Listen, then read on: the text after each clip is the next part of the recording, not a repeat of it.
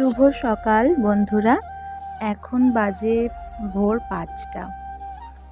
এই ৫টার সময় উঠে কোনো রকমে ব্রাশ করে মুখটা ধুয়ে একটু জল খেয়ে নিলাম। এবার যাচ্ছি হচ্ছে বাজারে, সবজিও কিনবো, মাছও কিনবো।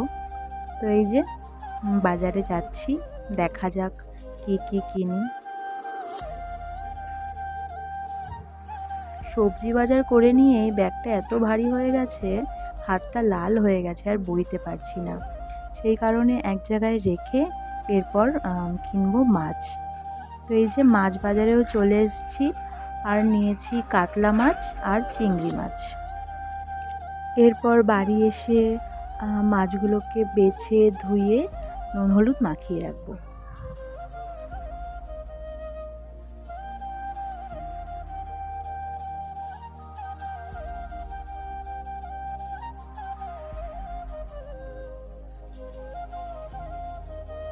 মোটামুটি প্রায় 2 রকমের মাছই বাছা ধোয়া হয়ে গেছে।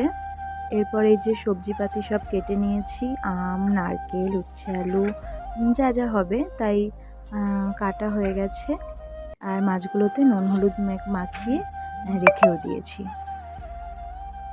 এরপরে যা যা ভাজাভুজি হবে সেই ভাজা করার পর চিংড়ি মাছের মালাইকারিটা করা হলো। যদিও আমি করিনি, যাই হোক এই মালাইকারিটা করা হলো। এই যে ফাইনালি এবার খেতে বসেছি। এই যে ভাতের থালা, মাছের তেল ভাজা, বেগুন ভাজা, রুই মাছের ঝোল, চিংড়ি মাছের মালাইকারি আর মুগের ডাল মাছের মাথা দিয়ে।